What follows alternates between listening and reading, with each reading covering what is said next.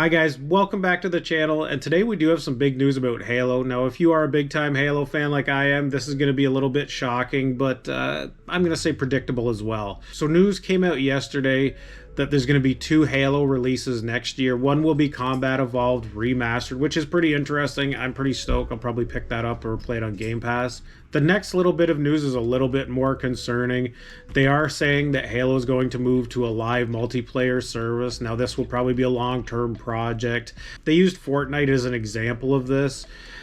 So what does this mean for the future of the Halo games in general? It's really hard to say, but we'll go over some points in this video and I'll give you my take on it. And let's get right to it.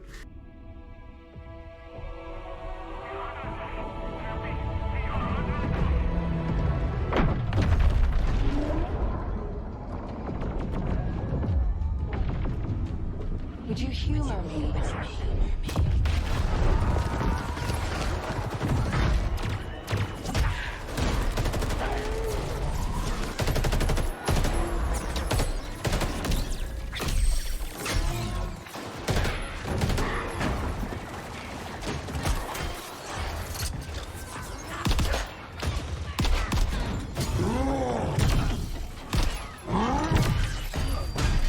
Rumors of two Halo games coming out next year. Combat Evolved getting remastered is not a big surprise. Microsoft's definitely doing a push to remaster a lot of these old, very successful titles. And with the back catalog Microsoft now has under its umbrella, it's a no-brainer. You know, you do have Halo, Fable, Elder Scrolls, Fallouts. All those games have a huge following and they will sell if you remaster it and push them back out. So Combat Evolved will probably be pretty cool remastered. Now, they are talking about updating the play mechanics in the game to bring it in line probably with, 3 and onwards. It's a good thing in my opinion. Halo Combat Evolved was an awesome game for its time. The combat and mechanics definitely could use a refresher and bring it up to the modern games. So I'm totally cool with that. They'll do the same thing they did with Oblivion. They'll add the new mechanics from the newer games and just make it more update feels. No problem there. They will do a good job on it, guys. I'm pretty sure it'll come out and it'll be okay. Let's get into the other project, a standalone live service-based multiplayer Halo game.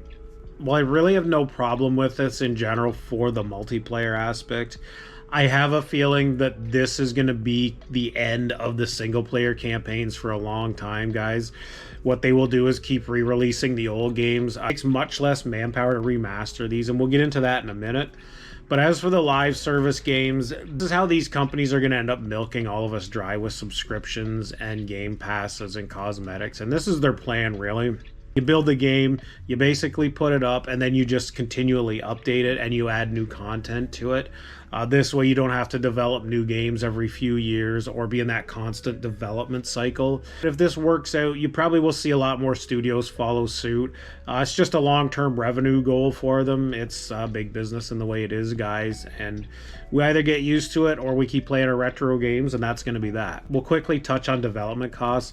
And as you guys know, it's no big surprise that these games are ballooning in price. $200 to $500 million is not uncommon for a AAA shooter or any AAA game now. So what they're doing is they're pivoting. They're trying to make more money and do less work. Given that Fortnite and Apex and all these games have been so successful going to a live multiplayer type service, this is a no-brainer for the Halo multiplayer aspect of it. But I think it'll come at the cost of the Halo single-player campaigns and, the fun co-op experiences you used to have with friends and stuff as well. So as we see in this article here, while live service games are becoming the norm, veterans of the Halo franchise may not have much faith in Halo Studios after failing to deliver on Halo Infinite's longevity. Back in March, another report revealed that Halo Infinite was meant to be supported for a 10-year plan of consistent updates, but this roadmap was scrapped following leadership issues and a switch to Unreal Engine. While Halo Infinite's multiplayer mode has received notable updates since its initial release, the game still sits at a mixed rating on Steam. So here's the thing, guys. When you try to look up sales numbers on Halo Infinite and stuff like that, it's all muddy now because of Game Pass. The game was successful from what I've heard, and I know they were playing it in the MLG type stuff and that too. So kind of has been stagnating, and it does need a bit of a refresh, so I understand why they're going this direction. The fact that they are scrapping Infinite's 10-year plan tells me that the game is probably now struggling and just doesn't have that good of viewership and player retention. So we'll touch on sales numbers just quickly here. So over the course of Halo's lifetime, you can see when it started out, 5.5 million copies on the original Xbox was really good. Halo 2 was very successful at 8.5 million. And then, my opinion, the peak of the Halo series was Halo 3. No surprise here, you see it came in at 14.5 million. To me, when Halo 3 came out, it was around the same time you had Gears of War, the good Call of Duty games, Call of Duty 4 to Black Ops. So I would say the golden age of all these shooter type games. This was the peak of this franchise as well. So as you can see, the next few iterations of regular release games, which I would call Halo Reach, Halo 4, Guardians, they're all in that 9 to 10 million range for sales. So it really has stagnated for many, many years. And I think this is why they are probably doing this. They want to increase the revenue from it, obviously. And as I was saying, there's no sales data on Halo Infinite that I could really find, guys. But I would assume that it's probably a lot lower than these just because of Game Pass. It could even be, 5 million and lower. The game did have a lot of players logging in. I think they said 20 million or so over its lifetime. So not a flop by any means, but maybe not up to the standards that they would like. So we'll quickly pull up this tweet from Rebs Gaming here. Many people are misinterpreting what I reported if it directly confirms AI is being used in all the wrong ways and Halo is doomed. I did not report that. I have begun reaching out to sources to figure out specifics about how Halo Studios is using generative AI, also using AI. Okay guys, so this is not a big secret. Most of these game companies are going to use AI, and they're going to use it as much as possible to weed out employees and save on costs. Whether he has confirmation on this leak or not, given Microsoft's track record of wanting to implement AI in basically every aspect of game making and their company in general, I would say it's a really safe bet that AI is going to be hugely instrumental in producing this game and most of their games under their studios in general going forward. The problem that I have with AI in these games is that when you take the human element out of a lot of these games, you lose a lot of the character. And you know yourself, it's like when you go on TikTok or Facebook Reels or even YouTube Shorts, and you go on and look at a video, you can still tell that it's AI. Even the narration, you can tell it's AI. So at some things, the AI is going to excel at, building those giant worlds. And then maybe if you have the human aspect of going in and adding all of the final touches and details and extra areas and stuff like that, I don't really have a problem with that. I think that's probably a good use of time. But if they get to the point where they're basically just using AI to produce everything in these games, I don't think they're going to be very good. And given the fact that they're probably not going to be releasing any sort of campaign type stuff for years and years and years, I really don't think it's going to matter much in this. And using AI to develop a lot of the game. Because yourself, Microsoft has been laying off a ton of people, and a ton of people in these studios have gotten laid off. And AI is going to continue to shrink the workforce in these games, guys. And it's definitely going to save the companies a lot of money in the long run. Now, as you guys know, live service games can be risky. We've seen this with games like Anthem, Skull and Bones. One of the big ones recently was Concord. And let's talk about the Concord effect here, guys. Now, as you guys know, Firewalk Studios was in charge of Concord. I think they spent like $400 or $500 million was reported on this game. Something absurd anyways, but not surprising given the development time was so long. And again, this game came out 3 days later. It was pretty much canceled. They started refunding customers and in-store refunds and everything like this. They shut down the servers like within a month, I think it was, or something crazy. And you have to be so careful with these franchises, and especially something like Halo. If you do something and the game absolutely bombs and you lose hundreds of millions of dollars, it would not surprise me if Microsoft shit-canned a studio for a debacle like this happening with Concord. So it's just something to be aware of. A lot of these games have come out in the past 5 years and absolutely bombed, guys. So it's a little worrying that Halo is going with this model. Only time is going to tell on whether it's going to be successful or not. I truly hope it does, because I want to see some of these franchises live on.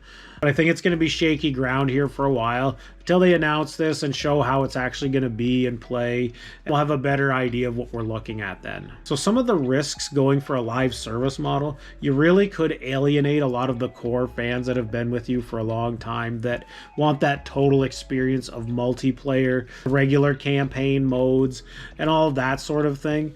You know what, pivoting to a content driven live service like Fortnite could really rub Halo fans the wrong way, and I would be in that group too, because I'm just not really interested in that Fortnite model.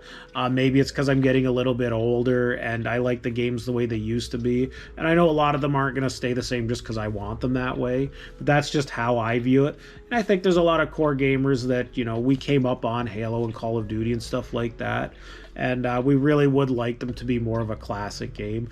This is definitely taking it in a different direction. And don't get me wrong, Halo multiplayer is fun. I played a lot of it myself. I just haven't played a lot of it lately. And I found the multiplayer games after Halo 3, I could just not play them for, you know, hours and hours on end like the old games. I don't know what it was about them. Maybe it was just multiplayer fatigue in that franchise. I don't know, guys, but it doesn't seem to have that same holding power for me for like a Call of Duty or something like that. Now, it's no secret on the channel, guys. I love my Xbox stuff. I like the franchises and all the IPs they have in that. Now, my worry with a game like this coming out and they lose, you know, $100 million or something stupid, does Microsoft pivot and just not scrap Halo, but really just not make one for a super long time or something, and then they only make remakes or something? That's a very good possibility too. Microsoft has become very cutthroat since the Activision acquisition. They make no bones about it. They will cut staff, they'll cut games, they'll cancel games. There has been some internal studio issues here at 343 Studios. They ended up getting rebranded as Halo Studios, you know, and most of these big studios, the more they grow, the more dysfunctional they get. You're seeing this with Bethesda, one of my favorite studios. You're seeing it with all the Call of Duty developers. You know, a game that started out with basically Infinity Ward. Then they brought on Treyarch, you know, and it was okay for a while doing that. And then you have brought in Raven Studios and Sledgehammer. And, you know, when you get these big corporate messes, the games lose their flavor, they lose their character. The lower level people that are actually making the game, you know, doing a lot of the writing, a lot of the quest lines, the player aspects and gunplay and stuff like that, they are overlooked, and the people at the top call the shots and say exactly this is how it's going to be in that. And I think that's why you're seeing a lot of these large IPs getting very diluted and bland, and they're just not very appealing to their older core audience. They're really going for that mainstream, we need to appeal to everybody, and in some instances it works, and some instances it flops, you know. See how it goes for 343 in this one. It really is a shame, because a lot of these great games have been totally destroyed by this. Take Dragon Age Veilguard, for instance. Like, oh my god, what a horrific game that looks like. That was the first Dragon Age game I didn't buy. It honestly looked awful. It looked like a cross between Fortnite and Dragon Age, and I don't know, it just looks so bad. And it's unfortunate because a lot of these beloved franchises are one shitty game away from being gone forever. I don't think you'll ever see a Dragon Age, guys. And, you know, if Halo bombs in the next game or two, you might not see it for a long time. Who knows, right? That being said, I just figured you guys would like a little update on what's going on in the Halo world. Myself, I'm just going to have that wait and see approach with this. Again, Halo's been a little stale for me for a long time, so I'm not expecting anything grand here. It'll be worth giving it a try, guys, and we'll see how it goes. If you have anything you'd like to add to this video, please like, comment, subscribe. As always, guys, have a wonderful day, and we'll see you on the next one. Peace.